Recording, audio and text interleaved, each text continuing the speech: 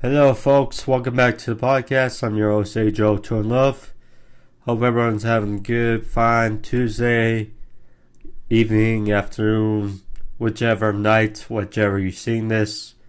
But howdy, thank you guys all. So, hope you're enjoying yourselves. So, tomorrow, Wednesday, is the slate for the NFL regular season release of 2024 regular season. However, we got a tease and we got some stuff to go up on three very good games, officially slated for week one of the regular season, which we can talk about. NBA playoffs as they're rolling through this week and so on. Give our thoughts and talk about Jared Goff, Antoine Winfield, and some other things on the channel as we gear through this podcast today for sports overview topics. But thank you guys all for joining me today. And yeah, so I think first, gotta go on is, so the Lions have had some resurgence the last two seasons, or season and a half, you could say. So, 2 seasons ago, they started poorly. Well, actually, we can go back to when they traded Stafford for Goff. You know, we know the deal with Stafford and the Rams winning a Super Bowl. 2021, they were bad, but they were fightful, and first year of Jared Goff, Dan Campbell as head coach, it was a learning process. Year 2 years ago, they started off poorly. Some, I think, thought that Dan Campbell was on the hot seat, but then they finished the slate 9-8 and come shy away from making the playoffs. But finished 9-8. They rallied to eliminate the Packers from going to the playoffs. Finished off the season strong. So last season there were expectations, and boy, they deliver. Winning the division first time since 30 years, and they wound up hosting not one but 2 playoff games. Came and won both of them, almost winning a third to qualify for a Super Bowl, their first ever Super Bowl appearance. But nonetheless, it's been some turnaround for the Detroit Lions, and it's been great to see behind their head coach Dan Campbell, but also the basic resurgence of Jared Goff, who was rewarded. So, the Lions made sure to lock up 2 of their young, orchestrated pieces on offense in Amon-Ra St. Brown, their top receiver, who is becoming a superstar in front of our very eyes, and Penei Sewell, who is arguably the best right tackle in the league last year, and he was given with a very big, very good extension. So now they reward their quarterback, Jared Goff, who has, I mentioned, turned around a lot of heads who thought, well, he's just a bridge quarterback being there, and shown that he's very well, very well. But yesterday he signed a huge extension. He is now the second highest paid quarterback in the league behind Joe Burrow, $53.5 million. Very good for him. Now, it's always a thing, overpay, underpay, depends, results, how you like person. But quickly I'll say,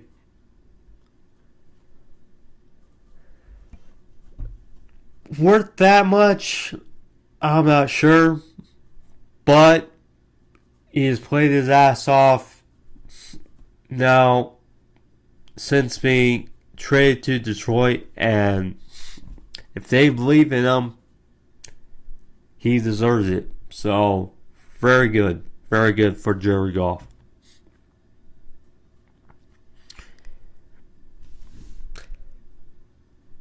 Antoine Winfield Jr., who has been a rising star since coming into the league a few years ago,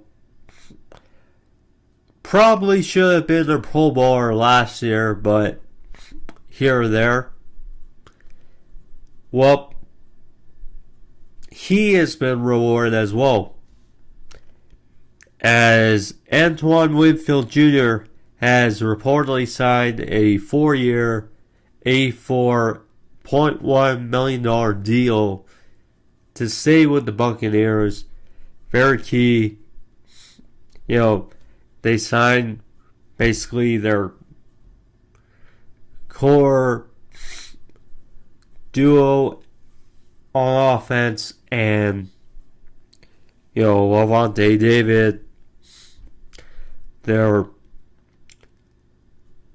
Mike or general on defense, but you keep the young, fun signal caller in the back end.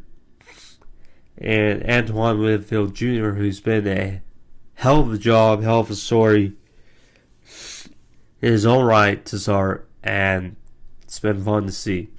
So good on him. He's now the highest paid safety in the league. So very good, very key for him. Excuse me. So now with the big 3 games, week 1, we already got a who's who of games to talk about for week 1. So, we already talked a bit about Jordan Love and Packers versus the Eagles in Brazil, the first Friday of the regular season, in what should be a heck of a battle for week 1. But obviously the first game is between the reigning Super Bowl champion Kansas City Chiefs. But who would they face? That was a mystery until yesterday, in which it was released to be the team they beat to get to the Super Bowl in Baltimore, the Baltimore Ravens. a AFC Championship rematch right out of the gates. Right out of the gates. And it's very telling and very interesting because the Ravens, to the bird's eye view of many, were presumed to be the Super Bowl favorites and arguably the best team in the league last year. And offensively, they had a meltdown against Kansas City. They arguably could have won against the Chiefs in Baltimore. You know, Lamar Jackson wins the second MVP. But in the end, Baltimore lost in their place. And Chiefs wound up winning the Super Bowl, fun Super Bowl against the 49ers. So now, to start their season, Baltimore will have to go to Kansas City and be reminded, as Kansas City will unveil the banner, the fact that they won the Super Bowl and not Baltimore. That's obviously a kicker to start the season, but here or there, Baltimore, with addition of Derrick Henry, lost Patrick Queen, but here or there, it's going to be interesting with their receivers. Kansas City has brought in with Marquise Hollywood Brown, the rugby player Zabarit, I believe that's his name, and Xavier Worthy in the first round. It's going to be interesting to see, certainly. But a fun battle. Then also, so this season, we know Tom Brady is going to make his broadcasting debut. The GOAT. So, question is, who would they face? Or who would he be calling for his first game? Well, I'd say it's a pretty fun outing to start Tom Brady's broadcasting career, as we got the Browns and the Cowboys week 1. That's a fun-filled matchup between two teams that made the playoffs last year, who obviously in their own right should have gone farther than they did, but stumbled in the first round. Well, Cowboys obviously fell more flat than the Browns, but yeah, that's because, yeah, Cowboys fell flat against Packers. Browns were doing what they could and looked like it was going to be a shootout with the Texans, but the dam broke. Flacco made too many mistakes, and that's how it happened. So, definitely going to be questions surrounding both teams, as both aim to start on the right hand or on the right foot for 2024. We'll see, though. We'll see. But Nick Chubb, Deshaun Watson, Amari Cooper returns to doubt, or it's going to be in Cleveland, but facing the Cowboys again. It's going to be interesting. Certainly. And CeeDee Lamb, Dak, Their running back room is basically a mystery. It feels, but yet just two Defensive Player of the Year candidates, Michael Parsons and the reigning Defensive Player of the Year, Myles Garrett. We shall see. But interesting. And also, it's not going to be happening week 1. But we will be getting a festive family gathering on Thanksgiving. As the number one question when Jim Harbaugh took the job with the Chargers was, when do the Chargers and the Ravens play, and will we get another Harbaugh Bowl? That will be the case, as while we're having turkey and stuffing, the Harbaugh brothers teams will look to kick the stuffing out of each other, basically, on Thanksgiving, as the Chargers will face the Ravens on Thanksgiving. So, that's a Hall of Feat in of itself. And for that, I cannot wait. It's going to be fun. So, now, let's talk about best NBA playoffs, because, woo, the second round is turned out to be very interesting. So, for starters, last week I mentioned saying that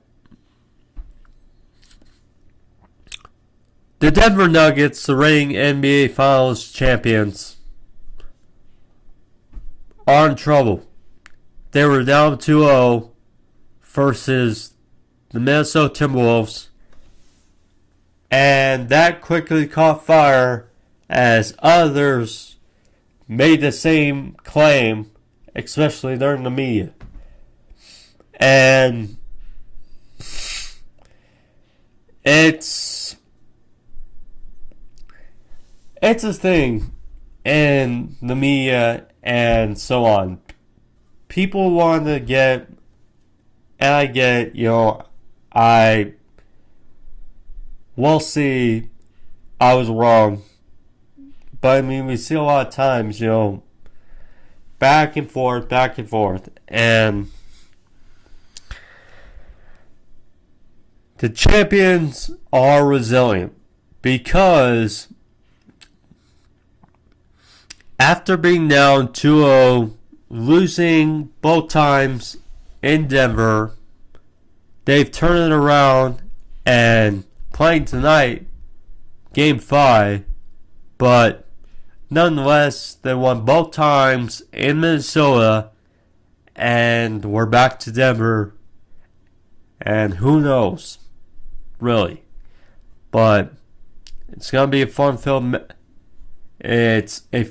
series now, because Jokic has been playing much better. Aaron Gordon needed to turn it up. He did. Jamal Murray looked like a goner in a way in the first 2 games. He's picked it around in of itself. So, yeah, it's been fun to see. Dallas, OKC is not up as 2 apiece. That's been a fun-filled physical series. Not much to say, but they're back in OKC tomorrow. Game 5. Luka, less than 100%. Kyrie has been good at times, turning on. PJ Washington has been very good for them. It's been Very fun to see Gafford, Shea Gilgeous-Alexander, who arguably should have been the MVP. He's been stout this whole series. It's been good to see. But someone really needs to step up other than SGA. I mean, you have Wiggins, you have Jalen Williams, you have Chet Holmgren, but, this is a very young team. I mean, we'll see. We'll see. Pacers, Knicks, not up at 2 apiece. After the Knicks won the first 2 in the Garden, Indiana wrapped up to win 2 apiece in Indiana, in Indianapolis, and it's good to see. It's good to see. But Game 5 in the Garden, Knicks have. If I was a Knicks fan, I'd be a little worried. I say that because. Okay, so now. Julius Randle has not played these playoffs. Bogdanovich got hurt at the end of the Sixers series. Mitchell Robinson out, likely out for the rest of the season, postseason. OG Anunoby, your big trade deadline acquisition. He suffered a hamstring at the end of the second game, so he's missed 2 straight games. We'll see about his status, but injuries and Jalen Brunson, after having 4 straight 40-point playoff games, he's kind of cooled down. Josh Hart, his effectiveness hasn't been the same. DiVincenzo, it's going to be a wonder to see, but, healthy Pacers team. Tyrese Haliburton has turned up the last 2 games after a slow start. You got Pascal Siakam, you got TJ McConnell, who's very good in and of itself. You got some young, inexperienced, but fun pieces on that Pacers team, so we'll see. Nemhard, he had that big 3 at the end of game 3 to win it. I mean, yeah. It's going to be fun. But, yeah, guys. Thank you all. But that's what I had for the podcast today. They want to describe too much or talk about too much, but yeah, I just wanted to give a base and update. Basically, my thoughts on the playoffs thus far. We'll see. I will say quickly about Timberwolves Nuggets. Karl-Anthony Towns needs to play better. Very good for Aaron Gordon. Joker, Murray has been playing better. But yeah, Karl-Anthony Towns has to play better. Certainly. And Naz Reid, they're deeper than the Nuggets, but they have to certainly turn around, otherwise it can get more ugly. So, and how about Ant-Man? But we'll see. Anyways, guys, thank you all for joining me today on the podcast. Hope you guys enjoyed it. If you did, be sure to leave a like, leave a thumbs up. How about the video? How about the channel? Subscribe as well if you guys haven't, or if you guys are new. Thank you guys. See you guys next time. Adios. Peace.